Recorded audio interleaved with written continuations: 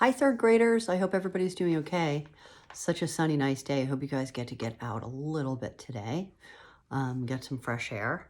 But in the meantime, I'm going to read you a few chapters. It seems like you guys are enjoying it, so that's great. Post your comments. If you talk to any of your classmates, tell them to make sure they check and start listening, because it's hard for me to tell how many people are listening. So it's fun when you comment, because then I know you are. Okay. So we left off at chapter 5, so that means we are on the next chapter 6, which is called Wreath of Roses. Out on the prairie beyond the stable, there was a long gray rock. It rose up above the waving grass and nodding wild flowers. On top, it was flat and almost smooth, so wide that Laura and Mary could run on it side by side, and so long that they could race each other. It was a wonderful place to play. Gray-green lichen with ruffled edges grew flat on it. Wandering ants crossed it. Often a butterfly stopped to rest there. Then Laura watched the velvety wings slowly opening and closing as if the butterfly breathed with them. She saw the tiny feet on the rocks and the feelers quivering and even the round, lidless eyes. She never did try to catch a butterfly. She knew that its wings were covered with feathers too tiny to see. A touch would brush off those tiny feathers and hurt the butterfly. The sun was always warm on the big gray rock. Sunshine was always on the waving prairie grasses and birds and butterflies in the sunshine. Breezes always blew there, warm and perfumed from the sun-warmed grasses. Far away, toward the place where the sky came down to the land, small dark things moved on the prairie. They were cattle grazing. Laura and Mary never went on the gray rock in the mornings, and they did not stay there when the sun was going down, because morning and evening the cattle went by. They went by in a herd with trampling hoofs and tossing horns. Johnny Johnson, the herd boy, walked behind them. He had a round red face and round blue eyes and pale white-yellow hair. He grinned, but he did not say anything. He couldn't. He did not know any words that Laura and Mary knew. Late one afternoon, Pa called them from the creek. He was going to the big rock to see Johnny Johnson bring the cattle home, and Laura and Mary could go with him. Laura skipped with joy. She had never been so close to a herd of cattle, and she would not be afraid when Pa was there. Mary came slowly, staying close to Pa. The cattle were already quite near. Their bawling was growing louder. Their horns tossed above the herd, and a thin golden dust rose up around them. "Here they come," Pa said. "Scramble up." He boosted Mary and Laura onto the big rock. Then they looked down at the cattle. Red backs and brown backs, black and white and spotted backs surged by. Eyes rolled and tongues licked flat noses. Heads tipped wickedly to gorge with fierce horns. But Laura and Mary were safe on the high gray rock, and Pa stood ahead watching. The last of the herd was going by when both Laura and Mary caught sight of the prettiest cow they had ever seen. She was a small white cow. She had red ears. In the middle of her forehead, there was a red spot. Her small white horns curved inward, pointing to that red spot. And on her white side, right in the middle, there was a perfect circle of red spots as big as roses. Even Mary jumped up and down. "Oh, look, look," Laura shouted. "Pa, see the cow with the wreath of roses?"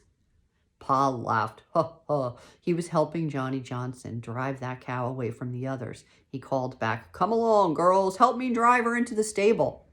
Laura jumped off the rock and ran down to help him, shouting, "Why, Pa, why? Oh, Pa, are we going to keep her?" The little white cow went into the stable, and Pa answered, "She's our cow." Laura turned and ran as fast as she could. She pounded down the path and rushed into the dugout, yelling, "Oh, Ma, come see the cow. We've got a cow. Oh, Ma, the prettiest cow." Ma took Carrie on her arm and came to see. "Charles," she said. "She's ours, Caroline. How do you like her?" "But Charles," Ma said, I got her from Nelson, Pa told. I'm paying for him by day's work. Nelson's got to have help, haying and harvesting. Look at her. She's a good cow. Caroline, we're going to have milk and butter. Oh, Charles, said Ma.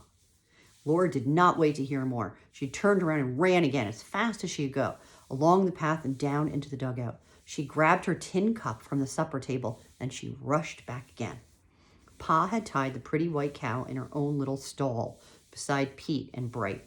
She stood quietly, chewing her cud. Laura squatted down beside her, and holding the tin cup carefully in one hand, she took hold of that cow with the other hand and squeezed, just as she had seen Pa do when he milked. And sure enough, a streak of warm white milk went straight into her tin cup. My goodness, what is that child doing? Ma explained. I'm milking, Ma, said Laura. Not on that side, Mother told her quickly. She'll kick you. But the gentle cow only turned her head and looked at Laura with gentle eyes. She looked surprised, but she did not kick. Always milk a cow from the right side, Laura, said Ma. But Pa said, look at little half-pint. Who taught you how to milk? Nobody had taught Laura. She knew how to milk a cow. She had watched Pa do it.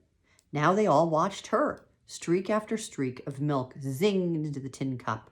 Then streak after streak purred and foamed till the white foam rose almost to the cup's brim. And here's a picture.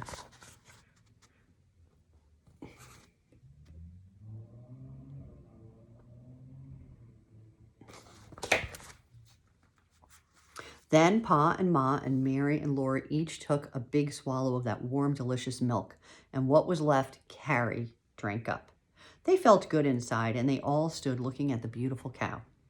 What's her name? Mary asked. Pa's big laugh rang out, and he said, her name is Reet.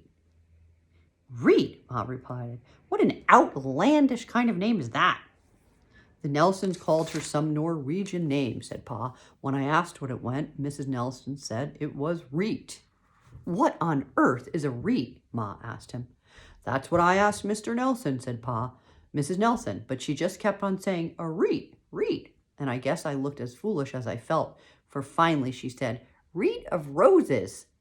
A wreath, Laura shouted. She meant a wreath of roses.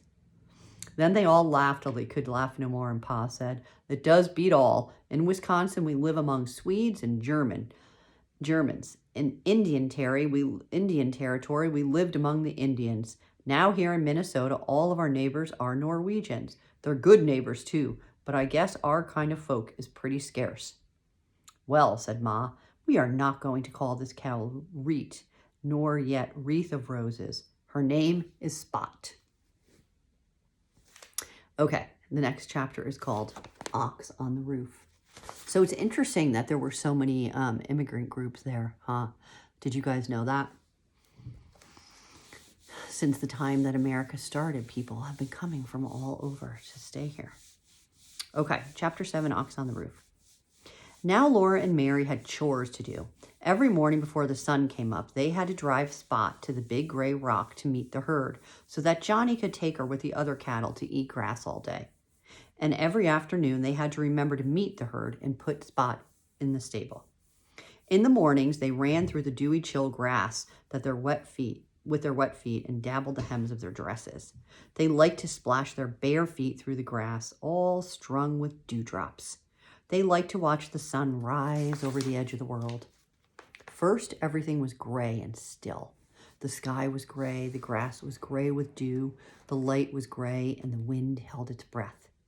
Then, sharp streaks of green came into the eastern sky. If there was a little cloud, it turned pink. Laura and Mary sat on the damp, cold rock, hugging their chilly legs. They rested their chins on their knees and watched, and in the grass beyond them, Jack sat watching too. But they could never see when the sky first began to turn pink. The sky was very faintly pink. Then it was pinker. The color went up higher up the sky. It grew brighter and deeper. It blazed like fire, and suddenly the little cloud was glittering gold.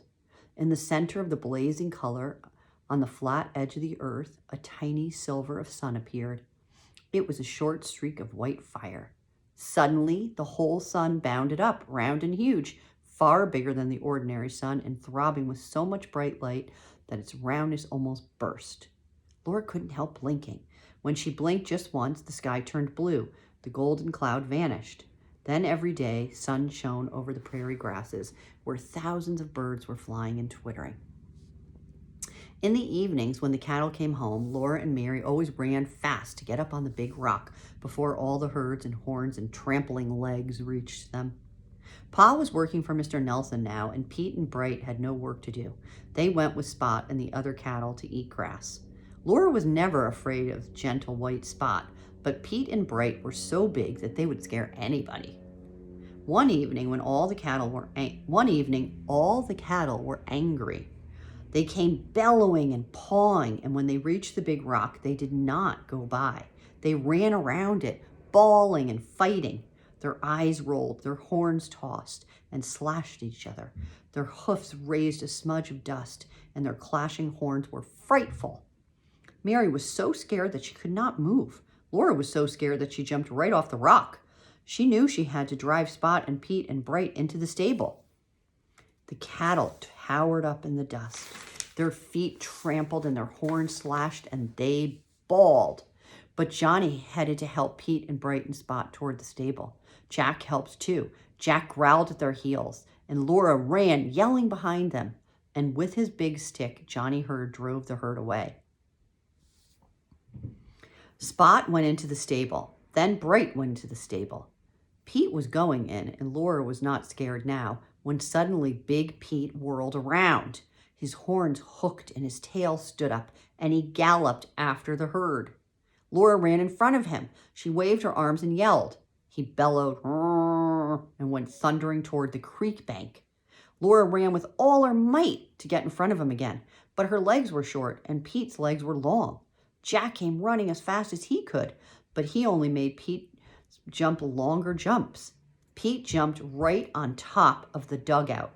Laura saw his hind leg go down through the roof. She saw him sit on it. That big ox was going to fall right on top of Ma and Carrie, and it was Laura's fault because she had not stopped him. Here's a picture of what's happening.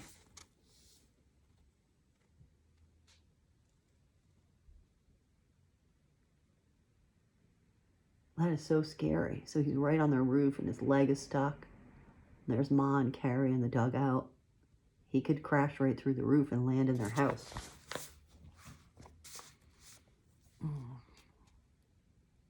He heaved and pulled his leg up.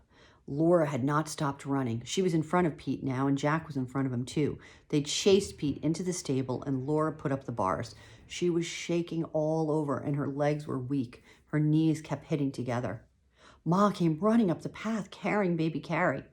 But no harm had been done. There was a hole through the roof where Pete's leg had come down and had gone up again. Ma said it had given her a turn to see it coming down through the ceiling. But there's no great damage done, she said. She stuffed the hole full of grass and swept out the earth that had fallen into the dugout. Then she and Laura laughed because it was so funny to live in a house where a steer could step through the roof. It was like being rabbits. Next morning, while Laura was doing the dishes, she saw some little dark things rolling down the whitewashed wall. They were little crumbles of earth. She looked up to see where they came from, and she jumped away from there quicker than a rabbit. A big rock had smashed down, and the whole ceiling poured down over it. The sun shone down into the house, and the air was full of dust. Ma and Mary and Laura choked and sneezed, looking up at the sky where a ceiling should have been. Carrie sat sneezing in Ma's arms. Jack rushed in, and when he saw the sky overhead, he growled at it. Then he sneezed. "Well, that settles it," said Ma. "What does, Ma?" Laura asked. She thought Ma meant that something was settling the dust. "This does," Ma said. "Pa will have to mend that roof tomorrow." Then they carried out the rock and the earth and the bunches of hay that had fallen.